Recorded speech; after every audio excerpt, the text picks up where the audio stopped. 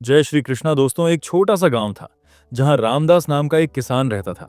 उसका परिवार, खेत और पशु, यही उसकी दुनिया थी। उसे लगता था कि अगर ये सब साथ हैं तो उसका जीवन सुरक्षित और सुखी है। लेकिन एक दिन बाढ़ आई, खेत बह गए, घर ढह गया और पशु भी डूब गए।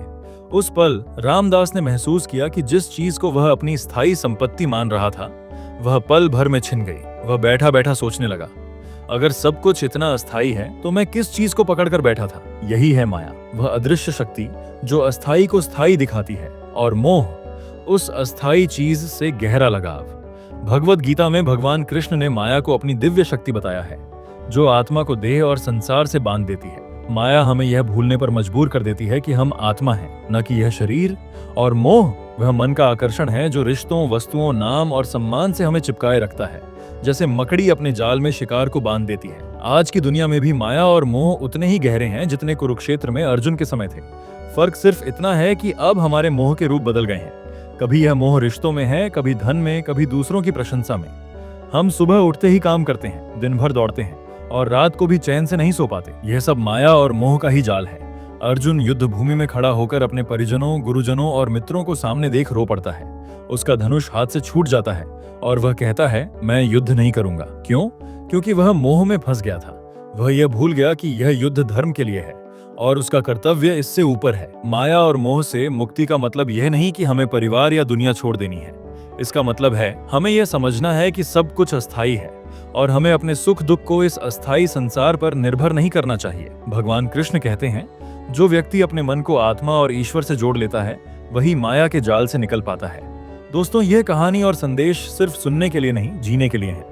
अगर यह ज्ञान आपके दिल को छू गया तो इस यात्रा में मेरे साथ बने रहिए। वीडियो को अंत तक देखें और अगर यह बात दिल में जगह बना ले तो इस चैनल को सब्सक्राइब जरूर करें और कमेंट में राधे राधे लिखें, क्योंकि हम आगे जानेंगे गीता के अनुसार माया का असली रहस्य क्या है और कैसे हम इससे मुक्त होकर एक शांत, सुखी और स्वतंत्र जीवन जी सकते हैं। भगवत गीता में भगवान कृष्ण ने माया को अपनी अद्भुत शक्ति बताया है। वह कहते हैं, दैवी हेषा गुणमयी मम माया दुरत्यया, यानी यह मेरी दिव्य माया है जो 3 गुणों सत्व, रज और तम से बनी है और इससे पार पाना आसान नहीं है। यह माया कोई साधारण भ्रम नहीं है, बल्कि ऐसा शक्तिशाली आवरण है जो आत्मा की असली पहचान को ढक देता है। गीता के अनुसार माया के 2 प्रमुख कार्य हैं। पहला आवरण, ढकना, और दूसरा विक्षेप, भटकाना। आवरण का मतलब है आत्मा की असली पहचान को छुपा देना। जैसे बादल सूरज को ढक देते हैं, वैसे ही माया हमें यह भुला देती है कि हम शाश्वत आत्मा हैं। विक्षेप का मतलब है मन को इधर उधर भटकाना। जब हम अपने असली लक्ष्य की ओर बढ़ना चाहते हैं, माया हमें आकर्षक इच्छाओं, लालच, भय और क्रोध के रास्ते पर खींच ले जाती है। अर्जुन के युद्ध न करने की जिद भी माया का ही प्रभाव थी। वह अपने रिश्तेदारों के प्रति लगाव के कारण धर्म युद्ध से मुंह मोड़ रहा था। भगवान कृष्ण ने उसे समझाया कि शरीर नश्वर है, आत्मा अमर है और मोह में पड़कर अपने कर्तव्य से भागना धर्म नहीं है। आज के समय में भी माया हमारे चारों ओर है। कभी यह माया नए मोबाइल, कार या घर के मोह के रूप में आती है, कभी सोशल मीडिया पर लोगों की राय में, तो कभी किसी के प्यार या नफरत में। हम यह सोचकर दुखी हो जाते हैं कि कोई हमें पसंद नहीं करता, या खुश हो जाते हैं कि लोग हमारी तारीफ कर रहे हैं। लेकिन गीता कहती है, सच्चा सुख और सच्ची शांति इन चीजों पर निर्भर नहीं है। भगवान कृष्ण ने एक और गहरा रहस्य बताया।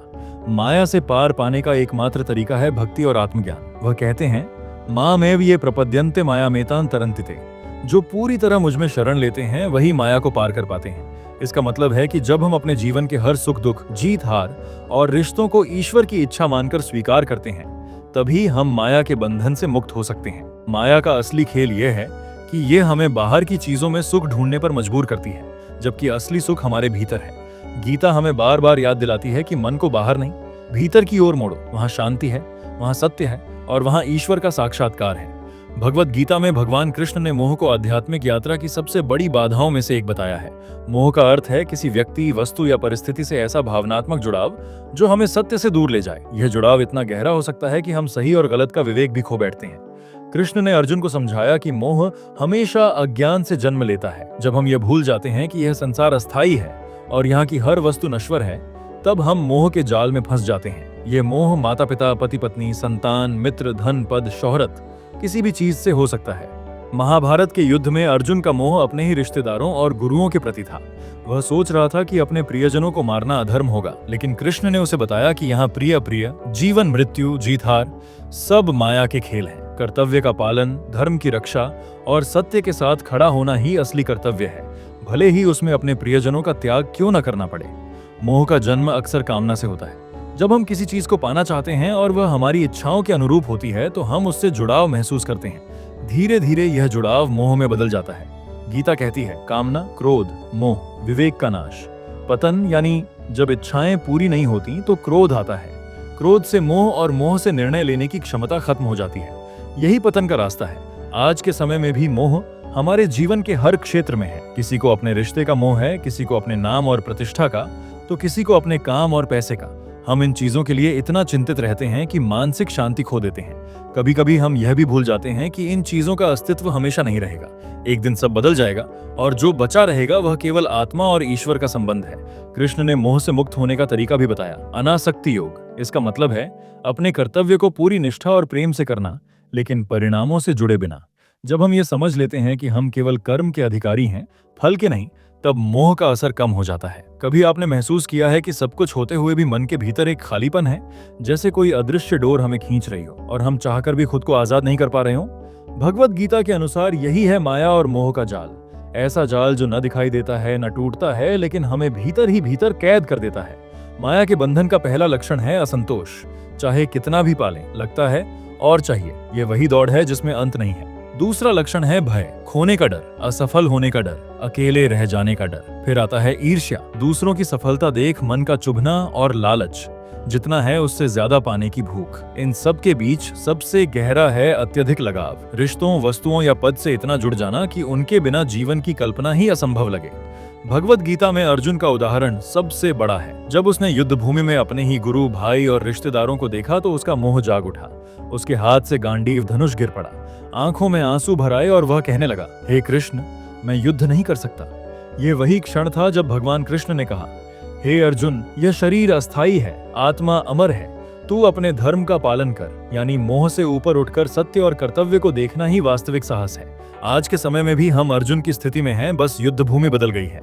हम रिश्तों, नौकरी, प्रतिष्ठा और इच्छाओं की भीड़ में उलझकर सही गलत का फैसला नहीं कर पाते। मोह हमें यह सोचने नहीं देता कि कौन सी चीज असली है और कौन सी क्षणिक। माया और मोह के बंधन का सबसे खतरनाक पहलू यह है कि ये हमें धीरे धीरे आध्यात्मिक मार्ग से भटका देता है।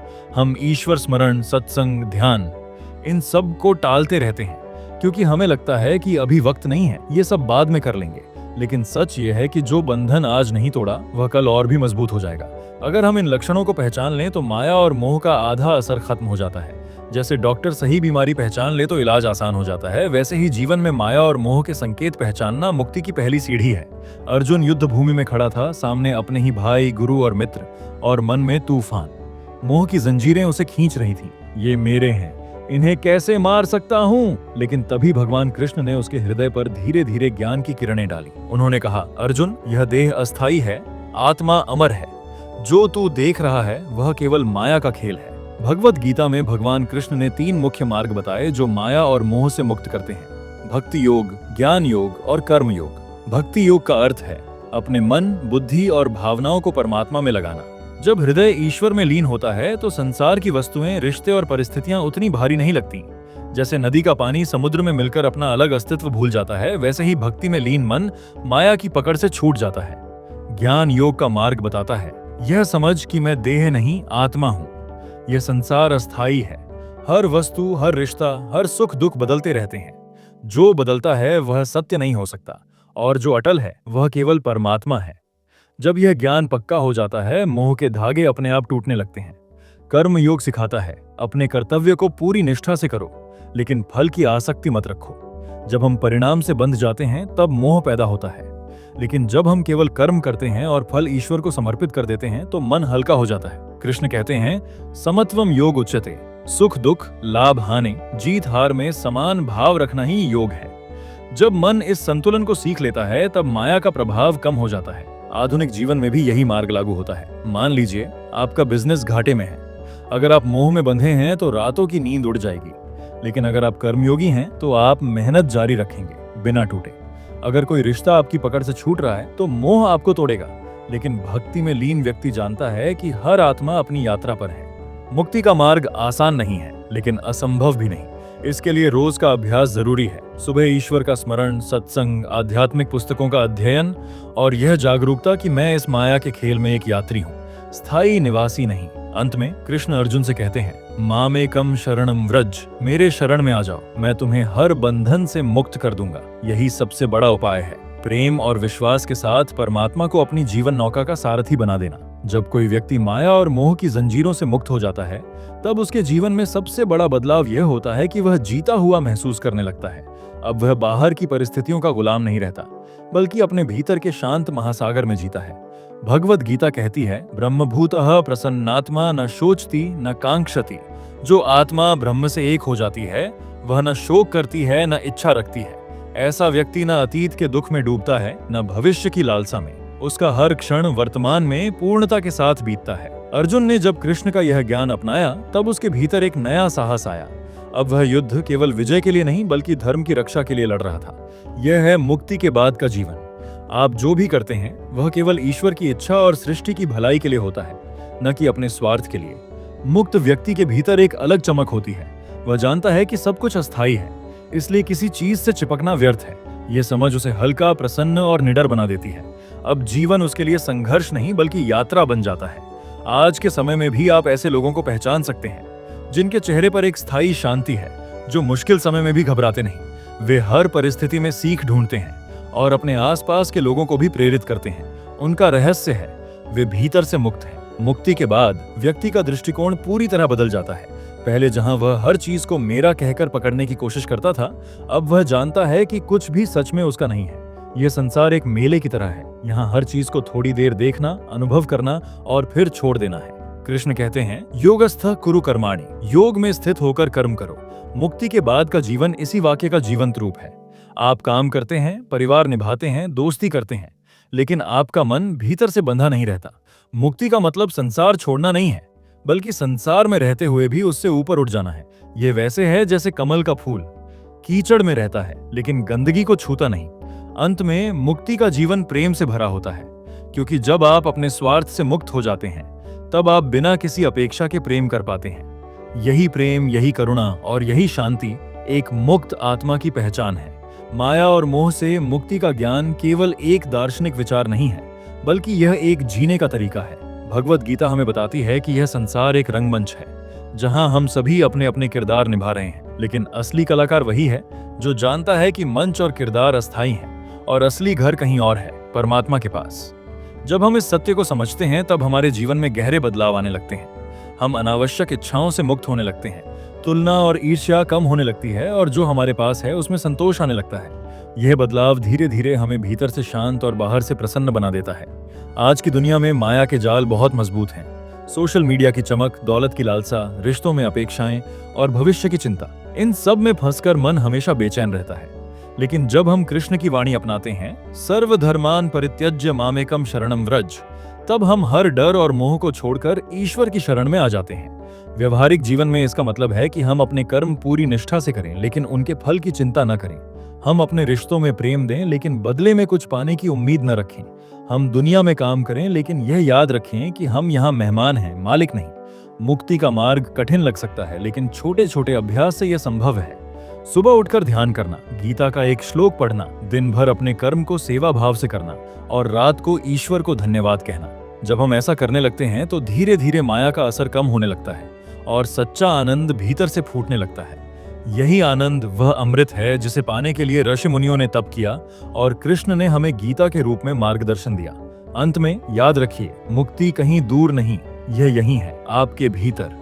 जैसे ही आप मोह और माया से अपने मन को आजाद कर लेते हैं, आप मुक्त हो जाते हैं, चाहे आप कहीं भी हों, किसी भी परिस्थिति में हों। यही गीता का सार है, यही जीवन का असली उद्देश्य है। राधे राधे।